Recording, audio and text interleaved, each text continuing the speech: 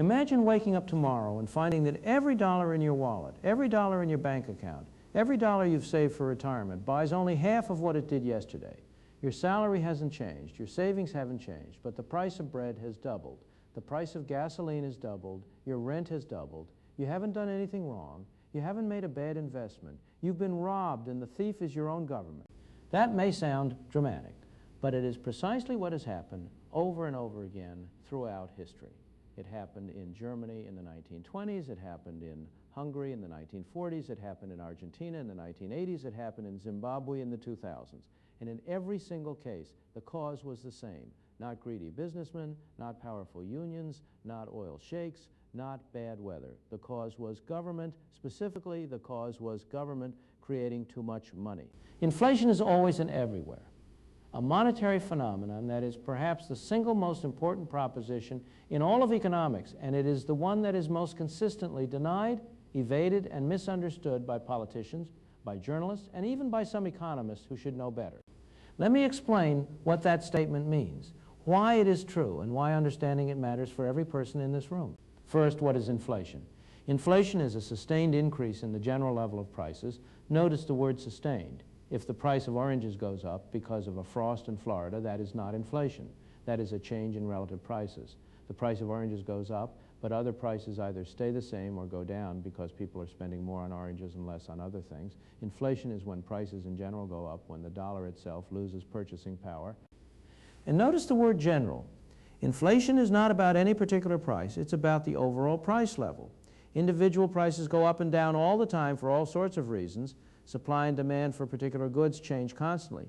But when you see all prices rising, when the general purchasing power of money is falling, something else is going on. Something is happening to the money itself. What could cause the general level of prices to rise? Think about it simply. Prices are determined by the amount of money people are spending relative to the amount of goods and services available. If the quantity of goods stays the same but the amount of money doubles, prices will roughly double. If the quantity of goods doubles but the amount of money stays the same, prices will roughly halve. It's simple arithmetic. This relationship between money and prices was understood centuries ago. It was understood by the great philosopher David Hume in the 18th century. It was understood by the classical economists. It was formalized in what we call the quantity theory of money, which says that the price level is determined by the quantity of money relative to the quantity of output. Now, who controls the quantity of money? In the modern world, governments do. They do it through their central banks. In the United States, the Federal Reserve controls the money supply. In Britain, the Bank of England. In every modern country, there's an institution that has the monopoly power to create money. This is the key point. Inflation cannot occur without an increase in the quantity of money. If the government keeps the money supply stable, the general price level will remain roughly stable, even if individual prices fluctuate. But if the government increases the money supply faster than the growth of real output, prices will rise. It is as certain as the law of gravity. Let me give you some historical evidence. Consider the experience of the United States in the 19th century when the country was on the gold standard. Under the gold standard, the government could not simply print money at will. The money supply was linked to the quantity of gold. What happened? Over the course of the century, the price level in the United States was roughly the same at the end as at the beginning. There were periods of rising prices and periods of falling prices, but there was no sustained inflation. $1 in 1900 bought roughly the same amount of goods as $1 in 1800.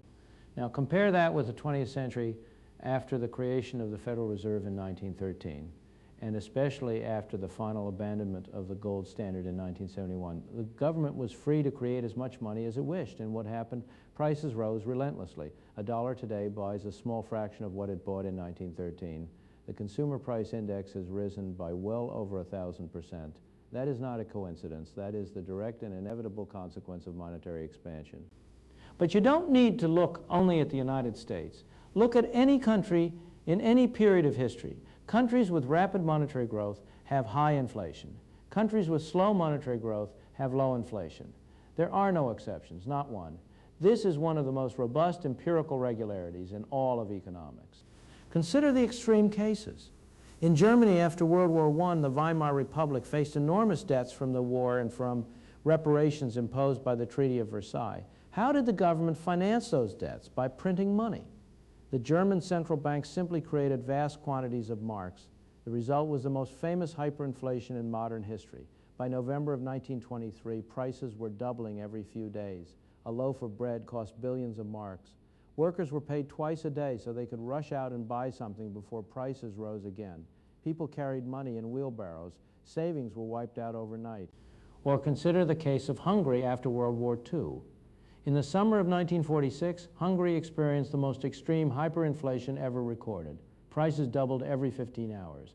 The government issued a banknote denominated in 100 million trillion pengo. That is a 1 followed by 20 zeros. Why? Because the government was printing money at an astronomical rate to finance its expenditures. Or consider Zimbabwe in the 2000s. President Mugabe's government seized commercial farms, production collapsed, tax revenues dried up, and the government turned to the printing press to pay its bills. The result was hyperinflation that reached an estimated 79 billion% per month in November of 2008. A $100 trillion banknote became a common denomination. In every one of these cases, the mechanism is the same. The government spends more than it takes in through taxes. It finances the deficit by creating money. The new money enters the economy and drives up prices. It is as simple and as devastating as that. Now, I can already hear the objections. There are always objections. People say inflation is caused by rising oil prices.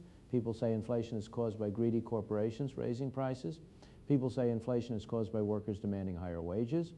People say inflation is caused by government spending. Let me address each of these. Rising oil prices.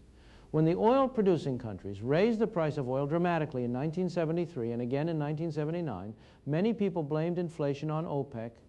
But think about this carefully. If the price of oil goes up and the quantity of money stays the same, then people must spend more on oil and less on other things. The price of oil goes up, but other prices must go down to compensate. The general price level doesn't change. It's only if the central bank increases the money supply to accommodate the higher oil prices that you get general inflation. The oil price increase changes relative prices.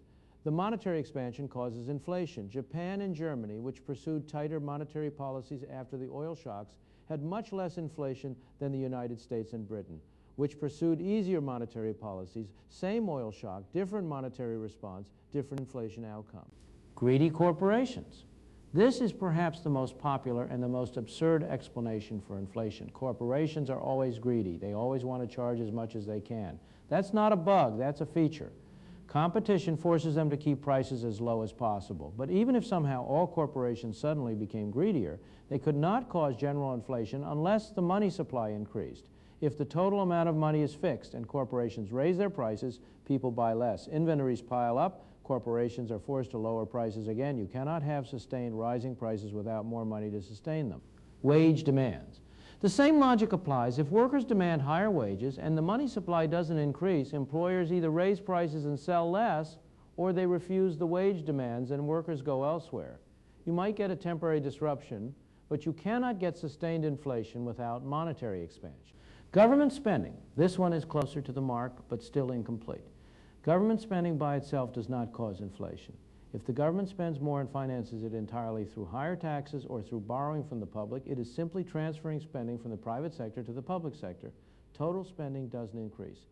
What causes inflation is when government spending is financed by creating new money, by the central bank buying government bonds and thereby injecting new money into the economy. It is not the spending per se that causes inflation. It is the monetary expansion that finances the spending. So why do governments inflate? If inflation is so harmful, if it destroys savings, distorts economic calculations, creates uncertainty and impoverishes ordinary people, why do governments do it? The answer is simple. Inflation is a hidden tax. It is the most insidious tax ever devised. When the government prints money, it obtains real goods and services in exchange for pieces of paper that it creates at essentially no cost. Who pays for those goods and services? Everyone who holds money. As the new money enters the economy and drives up prices, the purchasing power of existing money falls. It is as if the government reached into every pocket, every bank account, every pension fund, and took a percentage of what was there. But unlike an explicit tax, there is no tax bill, no vote in Congress, no public debate. The government taxes you without your knowledge or consent. This is why inflation is the favorite recourse of irresponsible governments throughout history. It allows them to spend without explicitly taxing. It allows them to finance wars, to pay off debts, to fund programs, all without asking the taxpayers for permission. And when prices rise, the government can blame the usual suspects: greedy businessmen, foreign oil producers, speculators. Nobody blames the real culprit, which is the government itself. But inflation has consequences that go far beyond the obvious rising prices. It distorts the entire economic system in ways that are subtle but profoundly harmful. First, inflation creates uncertainty. When prices are stable, people can make plans. They can save for retirement, knowing roughly what their savings will buy. They can enter into long-term contracts with confidence. They can invest in productive enterprises based on reasonable expectations about future costs and revenues. But when inflation is high and variable, all of this becomes impossible. Nobody knows what prices will be next year, let alone in 10 or 20 years. The result is that people stop planning for the long term. They divert their energy from producing goods and services to protecting themselves against inflation. They buy gold, real estate, foreign currencies, anything but hold money. The entire economy becomes less productive because people are spending their time and effort hedging against inflation instead of creating value. Second, inflation distorts the tax system. Tax brackets are typically defined in nominal terms. As inflation pushes incomes up in nominal terms, people are pushed into higher tax brackets even though their real income hasn't changed. This is called bracket creep. It is a hidden tax increase that requires no legislation. The government automatically gets more revenue without having to vote for a tax increase. Third, inflation creates arbitrary redistributions of wealth. Debtors gain at the expense of creditors because they repay their loans with money that is worth less than the money they borrowed. Young people with mortgages benefit at the expense of retirees living on fixed incomes, people who are financially sophisticated and can protect themselves against inflation gain at the expense of ordinary people who cannot. This is deeply unjust. The people who are hurt most by inflation are typically those who can least afford it, the poor, the elderly, the unsophisticated. Fourth, inflation corrupts the political process. When the government can finance its activities by printing money, there is less pressure to make hard choices about spending and taxes. Why raise taxes, which is politically unpopular, when you can simply print money? Why cut spending when you can finance it painlessly? At least in the short run, inflation removes the fiscal discipline that democratic government requires. So what is the cure for inflation? The cure is straightforward, even if it is politically difficult. Stop creating money so rapidly. Slow the growth of the money supply to match the growth of real output. If the economy grows at 3% a year, let the money supply grow at 3% a year, prices will be roughly stable. This is what I have long advocated. A monetary rule, rather than giving discretion to central bankers who face political pressures and who are subject to human error. Establish a fixed rule that the money supply will grow at a specified rate, year in and year out, regardless of economic conditions. Such a rule would eliminate inflation. It would also eliminate the boom and bust cycles that are caused by erratic monetary policy, where the central bank creates too much money during good times, fueling a boom and then contracts money during bad times, deepening a recession. The objection always raised to this proposal is that it is too rigid. We need flexibility, people say. We need the central bank to be able to respond to changing conditions, but this is precisely the argument that has given us decades of inflation and monetary instability. The history of central banking is a history of mistakes, of too much expansion followed by too much contraction, of inflation followed by recession. A simple rule would have produced better results than the collective wisdom of all the central bankers who have ever lived. Consider an analogy. We have a rule that says the government cannot abridge the freedom of speech. We don't leave this to the discretion of government officials who might decide that on certain occasions it would be convenient to suppress certain kinds of speech. We have a rule because we know that discretion in this area would inevitably be abused. The same logic applies to monetary policy. The temptation to create money is too great, the consequences too harmful, and the track record of discretionary policy too poor to entrust this power to human judgment. Let me conclude with a broader observation. The tendency of governments to inflate is one of the great recurring problems of civilization. The Roman emperors debased the currency by reducing the silver content of their coins. Medieval kings clipped coins. Modern governments print paper money. The technology changes, but the incentive is always the same. Governments want to spend more than they tax, and inflation allows them to do so. The defense against this tendency is knowledge. When citizens understand that inflation is caused by their own government creating too much money, they can hold their government accountable, they can demand monetary discipline, they can insist on rules rather than discretion. But when citizens are confused about the causes of inflation, when they blame business or labor or foreign countries, they allow their government to escape accountability and continue the very policies that are making them poorer. That is why understanding this simple proposition, inflation is always and everywhere a monetary phenomenon, is not just an academic exercise. It is essential knowledge for every citizen who wants to protect their own freedom and prosperity. The money in your pocket is a promise. It is a promise from your government that this piece of paper will hold its value, that the work you did to earn it will be preserved, that the sacrifices you made to save it will be respected. When a government inflates, it breaks that promise. It betrays the trust of its citizens, and it does so in the most cowardly way imaginable, silently, invisibly, while pointing the finger of blame at everyone but itself. Understanding inflation, truly understanding it, is the first step toward ensuring that your government keeps its promise. And if there is one thing I have learned in a lifetime of studying economics, it is this: a government that can be trusted with the value of its money can generally be trusted with the liberty of its people. And a government that debases its currency will, sooner or later, debase everything else as well. Thank you.